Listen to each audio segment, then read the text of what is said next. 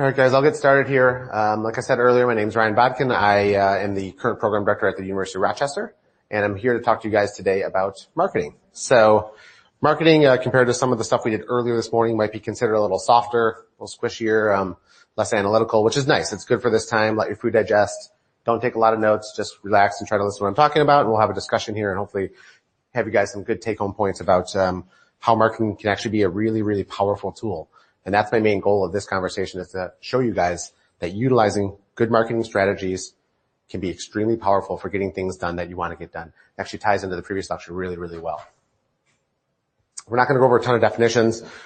The definition of marketing is very, very simple, right? It's the strategy of basically promoting a product or a good or service.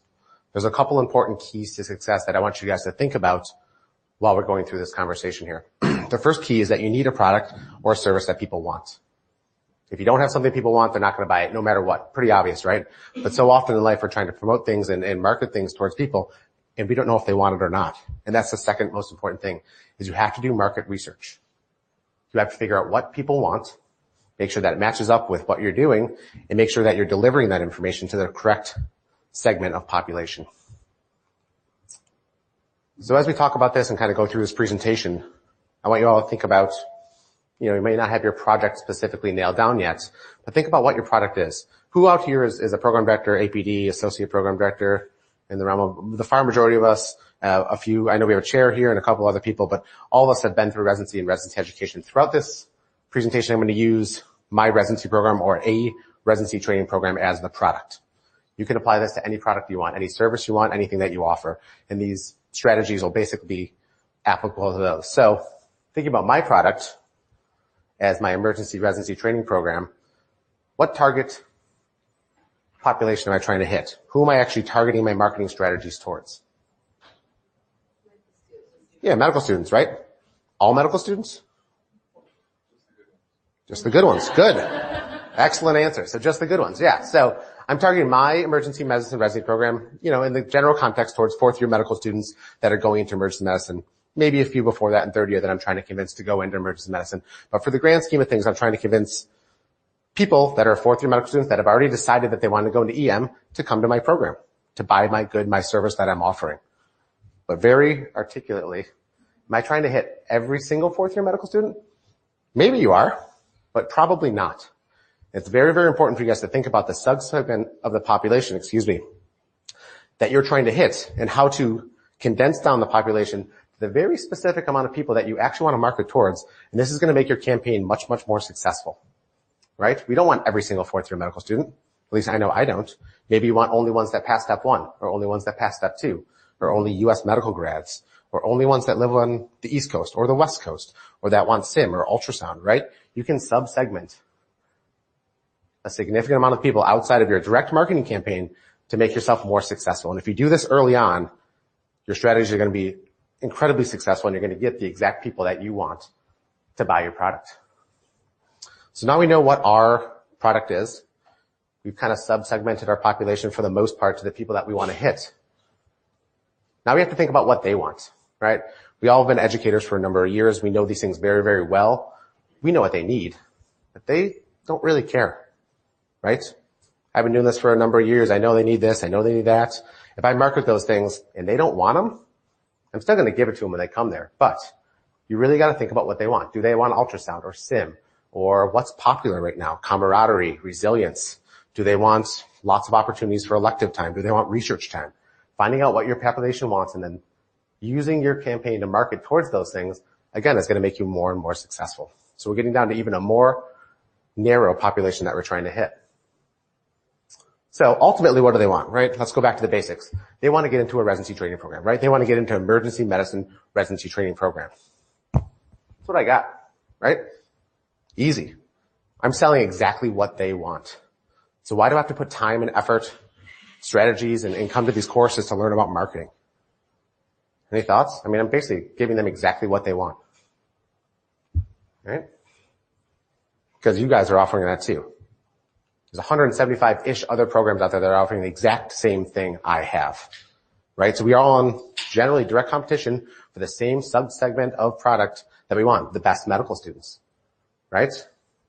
So we're all competing against each other, even though it's a collegial environment, basically to try to get the exact same medical students. And we run into this every year with the match and recruiting, and you guys have been through it just recently. So this is why you need marketing. This is why you have to market why you're different, why you're special to the right population of people that are going to buy your product. All right? We're going to spend a little bit of time on this concept, value hierarchy, and more specifically, customer value hierarchy, and how you build that within your marketing campaign and your product campaign.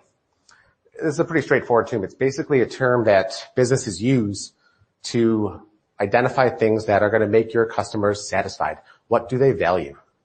And if you can build that value, the more satisfied your customers are going to be. All right? This is a pretty straightforward graph that describes how to go through building a customer value hierarchy from a core benefit to a potential product with whatever product or service that you're offering. So we're going to spend a little bit of time on this slide. And the best way that I've heard this described is utilizing a fast food chain. Makes a lot of sense when I use that. So I'm going to start with that, and we'll kind of transition it over to our product afterwards. So our core benefit is the most basic need that we're trying to satisfy for our medical students. The most basic need. Again, we're going to use fast food chain. We'll switch back over to medical school after this. So what's the most basic need that fast food chains are trying to solve? Hunger, right. Exactly. People are hungry, they make food. That is your core benefit, right? The basic product is the very early part of your marketing strategy to solve a specific sub-segment of that population. You got to create a product to solve that core benefit. So let's use kids and McDonald's. So kids are hungry, we got food. But we need a product to sell them. They're not just going to go out and buy food. So what do they create? Happy Meal, right. Burger, fries, Coke. Easy. So kids go out, they get a burger, fries, Coke, satisfies their hunger, satisfies their thirst. Everybody's happy, right? The next step in this is once you have your basic product created, you need an expected product. And to go from a basic product to an expected product, it's all about consistency, right? Consistency to the point of predictability. That's what you want with your expected product. I want to walk into McDonald's here with my kid in San Antonio, get burgers, fries, and a Coke, and when I go back home to Rochester, it should taste exactly the same. The standards of cleanliness should be the same. The sizes should be the same. The amount of food that they should get the same. The same. So when you think about an expected product, it's that product that you've created, and you really want to create consistency, time in and time out, so your customers will come back and buy that product. Now, when you go from an expected product to augmented product, think about that as exceeding expectations. Right? So as we go from our expected product that's very, very consistent, well, now Burger King's got a Happy Meal or the equivalent of their such. And so does Wendy's, and so do all the other fast food chains that are out there. Right? So when you go from an exceeded product to an expected product, to an augmented product, you're augmenting your product to exceed your customers' expectations. So how do McDonald's do that? What do they do to exceed the expectations of those kids? Yeah, they put a toy in there, right? So all the kids love a toy. They're out there, they're hungry, they're driving in the back of my seat, they want to go to McDonald's because they get burgers, fries, Coke, and they get a toy to play with, right? So boom, blow the kid's mind. Change it, right? Super, super exciting. Kids love it. They want to go there. They don't want to go to the fancy food chain and eat steaks and things like that. They want a toy. When you go from augmented to potential product, there's not a lot of significant difference here, but the potential product are all the potential augmentations that can happen for your product forever, right? So as soon as Burger King offers a toy, then that becomes the expected product, right? You step back because now everybody's offering a toy. So now my product that was just augmented and cool and different is the same as everybody else's. So you have to augment again. And if you have a whole bunch of potential products in your line, then you can continue to augment and change your product to stay ahead of your competitors, right? So think about this. What do? Make it healthy, right? Add apples instead of French fries. Add chicken nuggets instead of the burger. So augment your product, change your product, offer lots of different things. And by doing so, you're going to stay ahead of the competition. So now that we kind of went through this in the McDonald's, I'm going to kind of lay it out in a way that we think about this a little bit more specifically with the product we talked about earlier. So our core product, our core benefit that we're offering is a residency education, right? We're offering a residency education to medical students, right? The basic thing that I'm producing is I'm producing a emergency medicine residency trained person at the basis. That's what comes out of what I'm offering. So they're going to buy my product of the training. They're going to come out as an EM trained physician. We all want consistency, right? So consistency is really, really important. Everybody that comes out of the unit processor, I expect them to be at a certain level. They're not always at the same level, but at a minimum level, right? That's why we have milestones. That's why we have these things that we say, once you graduate, you need to be able to intubate and resuscitate and do all these things to a minimum standard that they can expect when the residency comes out of residency training program in general and out of our individual programs. So there's an expected product that we have. And then augmentation and potential, it's just what else do you have to offer? This is what makes you guys special and different. Do you have great simulation or ultrasound, or are you in a geographic location where people want to be? Do you have an incredible institution? Do you have, volunteer experience? What do you have that's different that puts you aside or sets you apart from all the different programs that are out there? And then how do you continually change those things to stay ahead of the game, to stay slightly above your competitors? The next slide I'm going to put up here is a really important slide. So the way that you get there, sorry, I'm thirsty, is by starting with why. Now, there's this incredible marketing guy out there. I don't know if you guys ever heard of him, Simon Sneak. Have you guys ever seen him talk or seen his, he wrote this book called Start With Why. Start With Why. So, what he says in this book, and he says it over and over and over again, and he has actually a TED Talk that's really good. It's only like 15 minutes long, and it kind of encompasses the entire book. So if you don't want to read the book, I'd encourage you to watch the TED Talk, because it's actually pretty inspirational and kind of fun to watch. He says, people don't buy what you do, they buy why you do it. And he says it over and over and over again. It really hammers that home.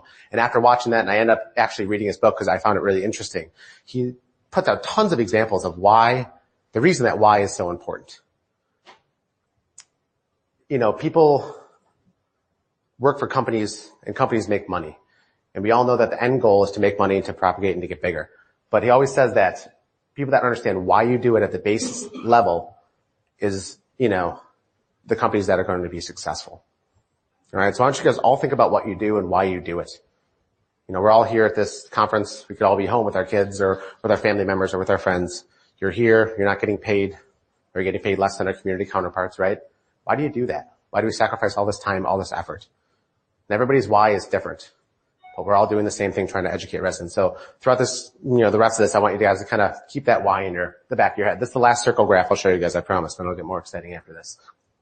This is the kind of proposal that he puts up of kind of propagating the reason that why is so important. Everybody knows what we do, right? Our product, right? We're producing a residency education. We have an emergency medicine residency program.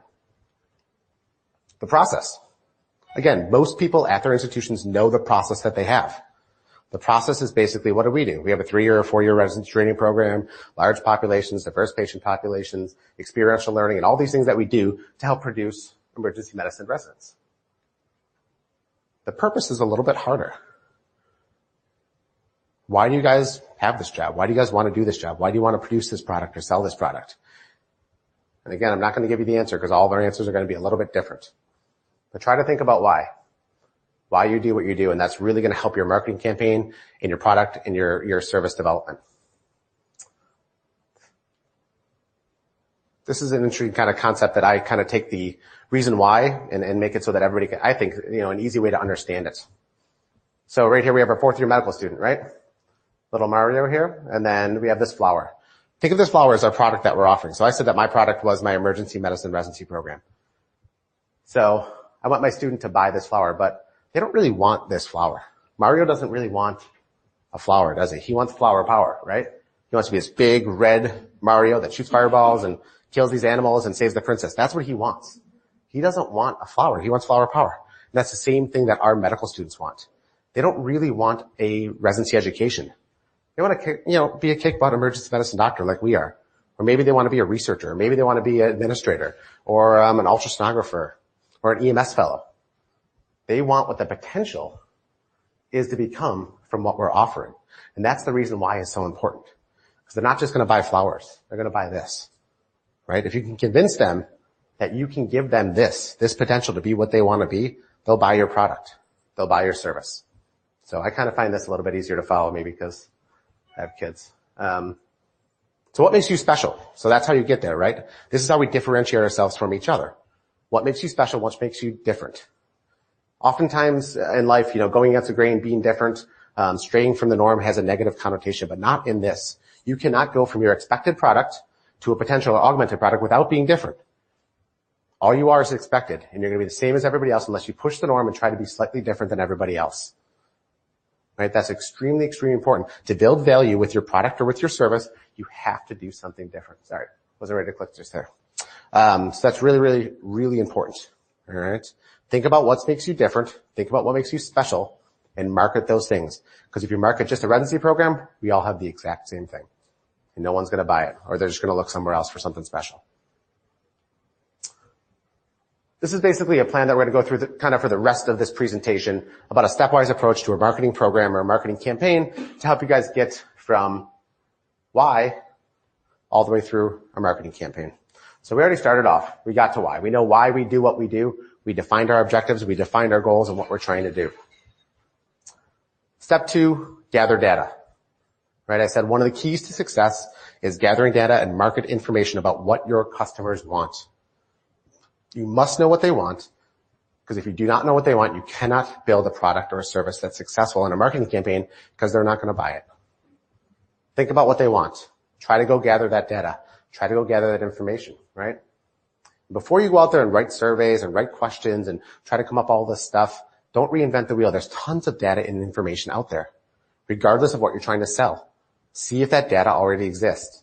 Write down the questions, write what you want, the questions you want answered about what your customers want, and then see if that data is out there. If that data is out there, great. Take it, analyze it, utilize it, skip this step and don't do all this work. But if it's not out there, that's okay. Figuring out what your customer wants is not that hard. You just have to ask them. Go out there and collect the data. Write the surveys. Do post-match surveys. Ask your medical students. Ask other medical students. Ask the people who didn't match with you. When they have no more reason to impress you or to be nice to you, ask them then. Because then they'll be honest. Then you can actually change things. Make your program better. Modify what you're doing.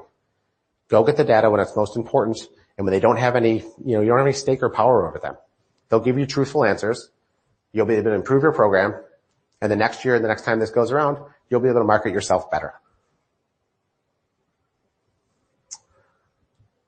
Next is to analyze and execute.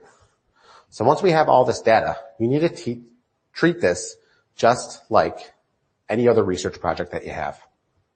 Take that data and interpret it. Much of this data is basically like a giant qualitative data analysis.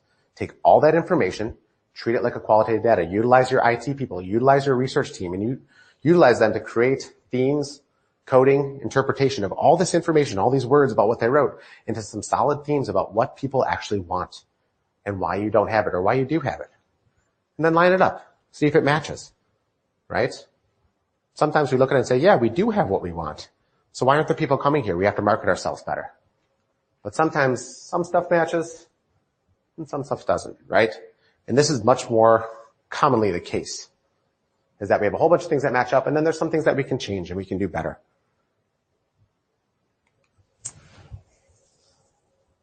I put this slide in here because I get frustrated with this process. Sometimes, you get these things back and they're like, we don't like this, we don't like that, we don't like this. And you're looking at it, you're like, I can't change any of that. You don't want to come live in Rochester because it rains and it's snowy, and it snowed the day before I left to come here in mid-April. I can't change where my residency is located. I could get a different job, but I don't want to. You can't get frustrated or annoyed about the things you can't change. And year in and year out, we get the same kind of comments, and there's all these comments about things I cannot change. And guess what? You can't do anything about those. We'll talk a little bit about some strategies of how to deal with that a little bit later in this presentation.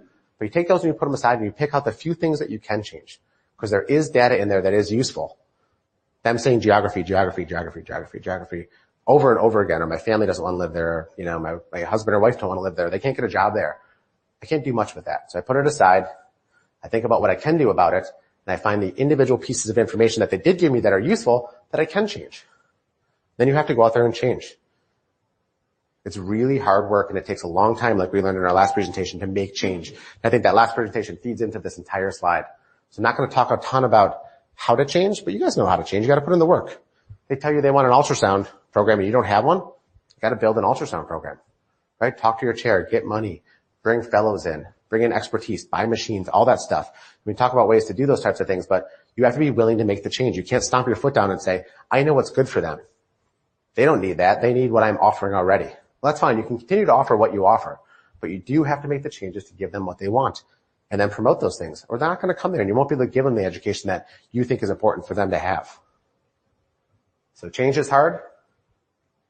Change takes a really, really long time, but it's something that we need to force ourselves to do so that we can improve ourselves and get better and be able to market. Now you got to go out there and market yourself, right? You made the changes. You found out what your customers want. Now you have to put those things out there. So how do we do that? I think in the very initial presentation, we talked about having our tables and getting our trinkets and wearing our jackets and things like that. Those things aren't really that effective, right? How many people have actually matched people from those residency fairs? We matched one last year that was really, really good. It was amazing. It was like the first time we ever did it. So we came to our table, talked to him. He's like, I like that. And when he came in, he's like, gosh, I really like you guys at your table. So I actually interviewed with you and I stayed there, which is amazing. First time ever, I think, for us. It just doesn't work, right? You need to market yourself. What's that? Yeah, it was amazing. You need to market yourself to the population that you're trying to reach, right? So you have to get your information out there. We're going to talk specifically about digital marketing and digital campaigns and how to do these types of things at a very base level, because that stuff can get really, really complex. But you need to get your information out there. This goes back to high school. Popularity counts. Every click counts. Every like counts. Every share counts. Every picture counts.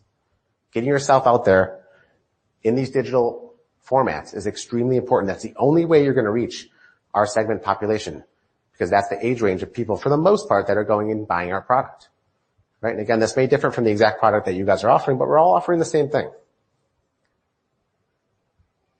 Who's got lots of this? I got like the next 4 days off after this just to sit around and do, oh wait, no, I have like 16 shifts in a row because I took 3 days off to come to a conference to learn how to be a better program director, right? Nobody has this. Nobody's giving you thousands and thousands of dollars for a marketing budget, right? My chair is not going to give me $10,000 for a marketing budget. And I certainly don't have any additional time. So where do we get this? How can we utilize what we already have to create time and money to do something that's really important, which is marketing? Any ideas or any thoughts? Do you guys have time? Who's got extra time floating around? Nobody, right? If you guys went to your chairs and said, hey, I need $10,000 for a marketing campaign, I'm going to hire these digital marketers and they're going to produce this amazing website and all this stuff for me. Yeah, nobody, right?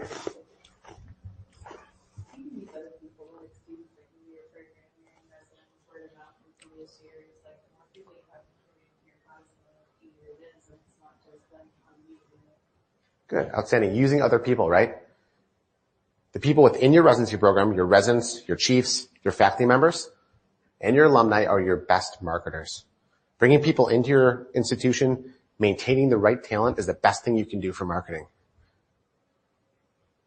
There's lots of people that have some time. They may not know it. Dedicate a chief resident to it. Hire an administrative assistant. Make that part of their job as updating your website, updating your Facebook account, updating your Twitter account. Use your residents themselves. So many of them have so many IT skills that we don't even able to do. And the best part about this is that if you bring the right people in that want the same things you want, they're going to do it anyways. Right? If you bring in people that have IT skills, that understand your passion, understand why you do what you do, and they're passionate about it too, they're going to put it on their Twitter accounts. They're going to put it on their Facebook accounts. They're going to send out pictures of the residents doing cool, fun things. They're going to promote their research. They're going to promote going to court and presenting. They're going to do it on their own. So bringing in people that do and think the way that you think is incredibly important to propagating your ideas. Now, you don't have to bring in all the people with the exact same ideas you have, but if you have somebody working for you that believes what you believe, they're just going to do it on their own. You don't have to force them to do it. And both those things are time and money, right?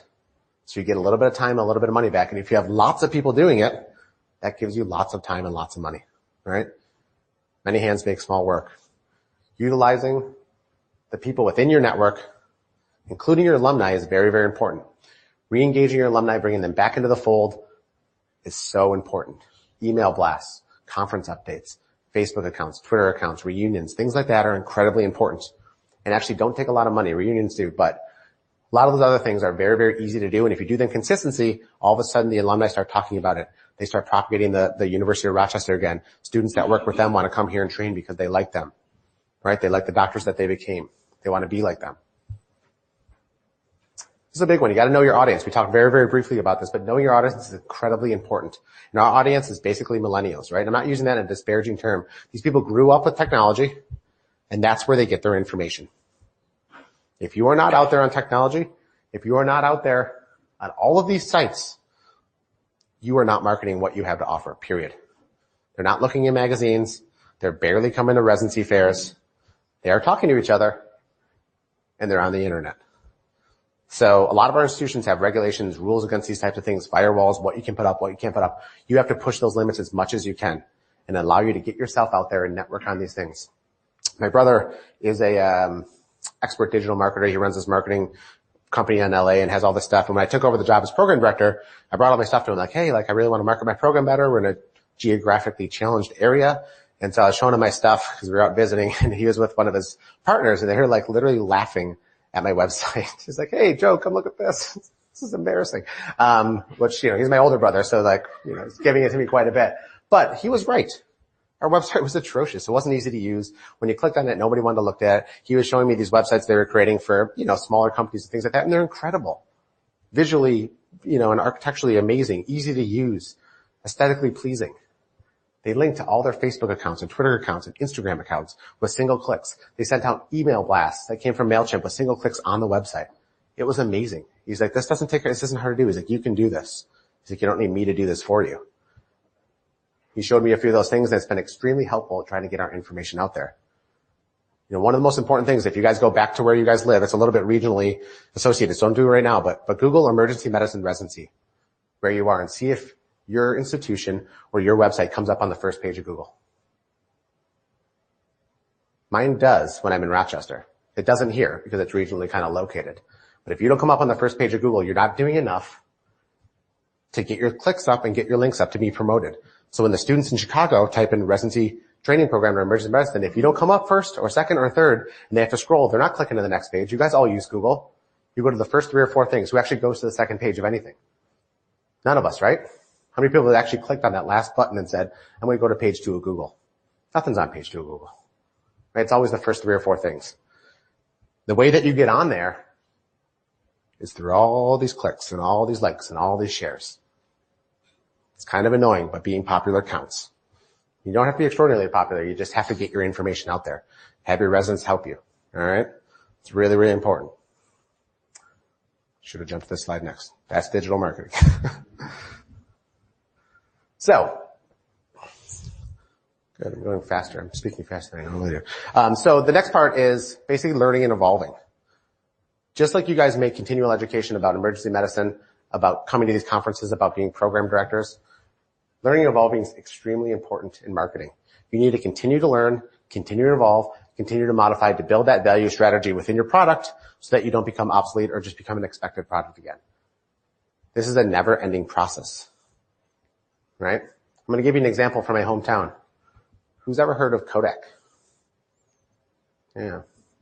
So Kodak is this massive Fortune 500 company in Rochester, was like the heart and soul of Rochester. Tons of big executives, these massive houses on the main street, hundreds and hundreds of jobs, a huge, huge employment within Rochester. And basically Rochester was built around this in the Erie Canal. Where's Kodak now? It's bankrupt. Doesn't exist. I mean, it exists minimally. They went completely bankrupt. Do you guys know why? This massive company, everybody had Kodak cameras and Kodak film. Think back in the day. Everything was Kodak. All of it.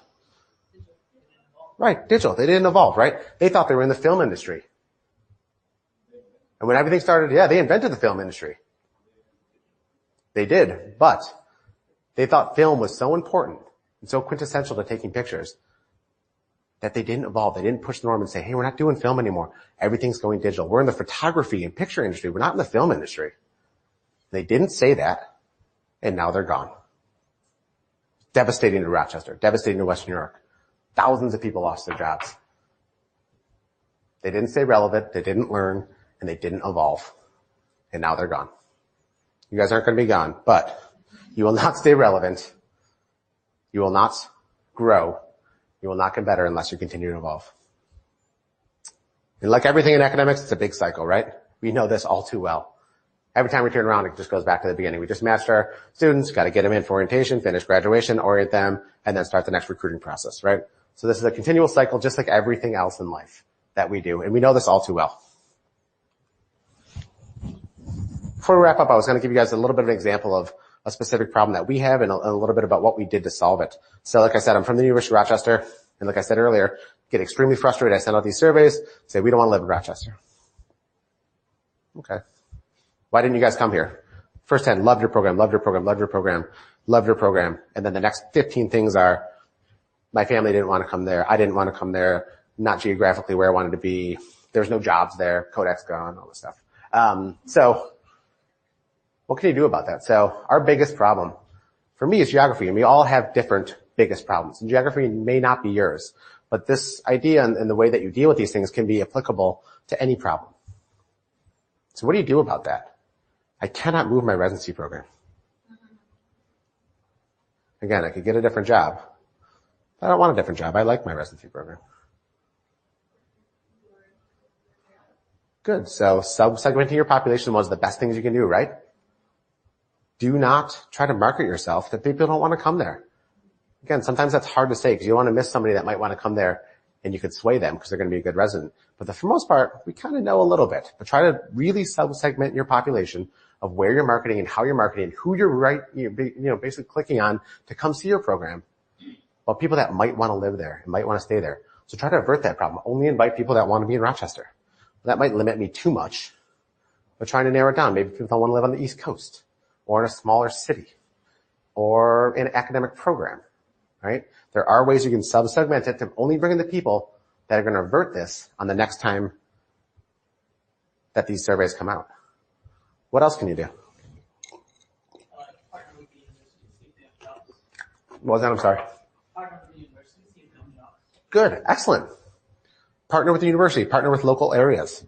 When they come in and you know that they're not from the area, or you're interviewing, they say they have a family member, reach back out to them and say, hey, can I offer something for you and your family? Or have a second look day that has a job fair. Bring them back. Have networking. Have your chiefs reach out to them. Have your chiefs' significant others reach out to them. People are working in Rochester outside the university. There are jobs. There are not a lot of them, but those opportunities are out there. What else can you do?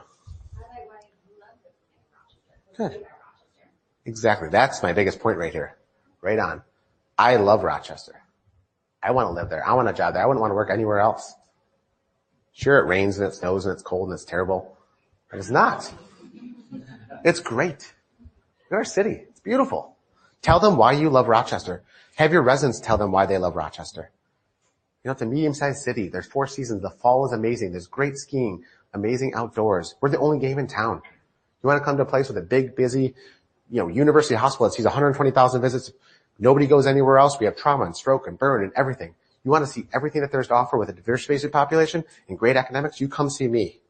You want to live in a city with no traffic, easy cost of living? You can buy a house on a resident's salary, have a dog, have a fence, have a family. You want all those things? You want to come to Rochester. Come on over. We'll take you. You can have my job, Charlotte. But, I'm not trying to sell you guys Rochester. I'm just saying, tell them why you like it. Put those things out there. Make flyers. Have your residents tell them. You tell them. Have your APDs tell them. Have everybody tell them. And then put all that stuff on social media. When you guys go to the festivals, take pictures. Put them up there.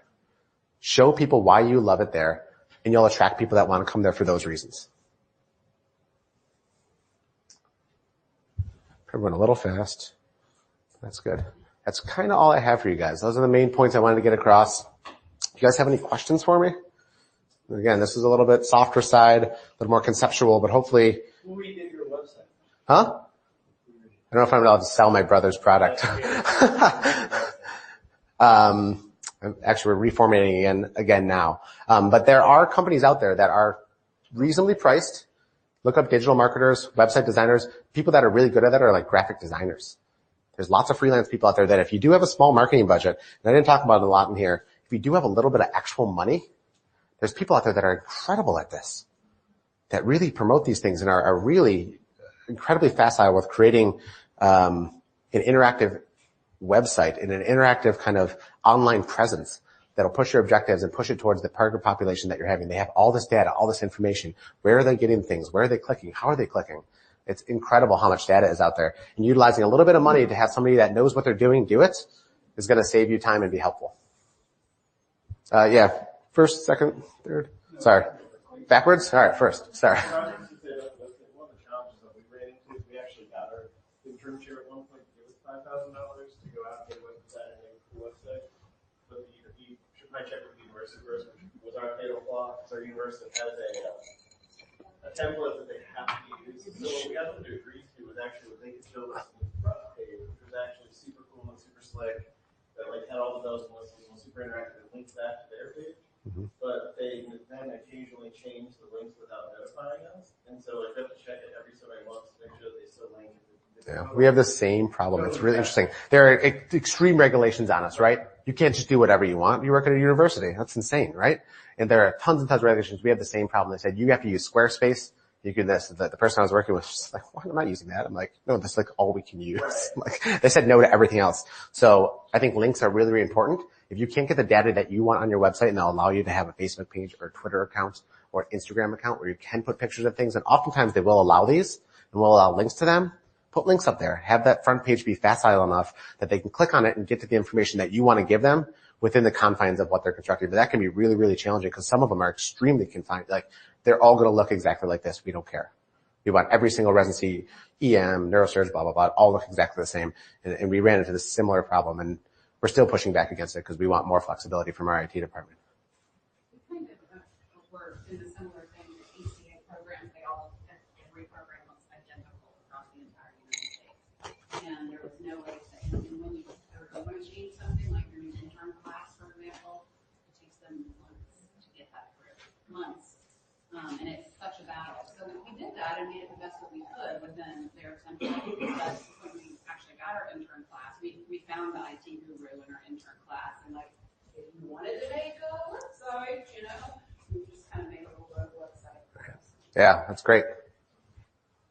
What people found is the best one to manage all their Facebook, Twitter, and blah, blah, blah. Is it your one designated attending or like chief resident? Because I think that the variability of that can be so difficult. Totally agree. And then the transfer of knowledge is difficult too, right? So when your chief resident leaves, that was doing so we're writing this right now. I have a chief resident that does my conference summary. We have this really cool MailChimp thing with all these pictures and all this stuff, and it gets blasted out every week. But guess what? She's leaving. And my new resident's coming in, and she has to teach the next person how to do it. So certain jobs are good for that with your chief residents, but you got to remember your residents change over. So for things that are really important and need consistency, I recommend dedicating APD. I actually have my administrative assistant do it. She's incredible. She started doing it on her own. She's like putting up these pictures and stuff. I'm like, what are you doing? She's like, we had this great event and I put up all these pictures. I'm like, oh, cool. I'm like, oh, this is part of your job. So having consistency in the person that are these more complex jobs where the transfer information can be difficult every year. I think having an APD, core faculty member, or a administrative assistant help you with those things. Sometimes they don't have the time and they don't want to do it, but oftentimes looking for the person on the team that likes that type of stuff already and then making it part of their job. They're just out there tweeting and doing stuff like, yeah, this is your job now. Like, and then you can use it for academic promotion. I assigned them as our marketing campaign and look at all the stuff that they did, right? So make it part of their actual job, put it in their description, especially the people that want to do it anyways. And these younger people coming up, they're just doing it.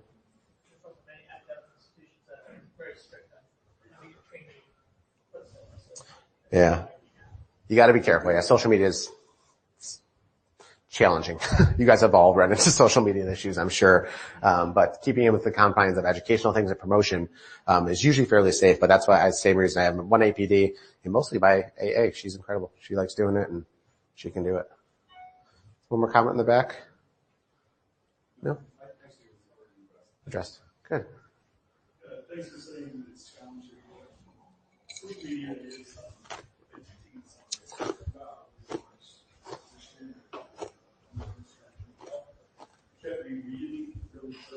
Mm-hmm. You're on Twitter, Telegram, and Discord, and Slack, and whatever else you're using. Having an APD in your job description is key because you can get up and have that. And there can't be a 4-hour break in that time because if you're spraying and some of that actor put something up that you don't want, or it's a question about your program, point about your program that you've got to back down and spot down. That can't sit out there 4 hours is an eternity. So choose one. That's a great point. You need to have somebody assign your admin. That's good. Okay.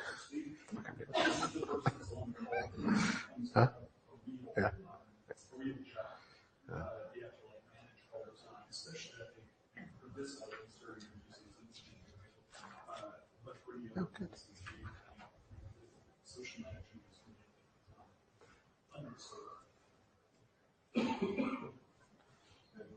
My previous job, we partnered with our local education group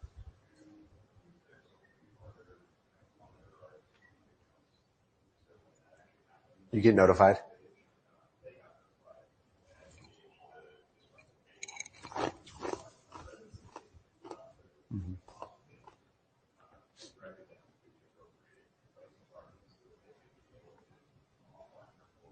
Yeah.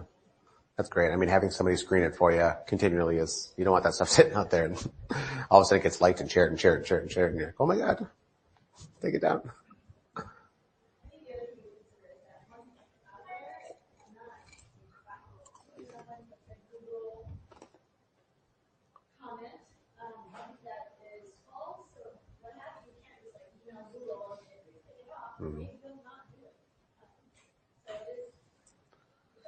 Yeah, absolutely. Yeah, and you do have to be careful. And I didn't hamper on the carefulness so much, but I totally agree. Every keystroke, just like you do in Epic, everything you touch, everything you click is all recorded, right? And once something's out there, it's never really gone.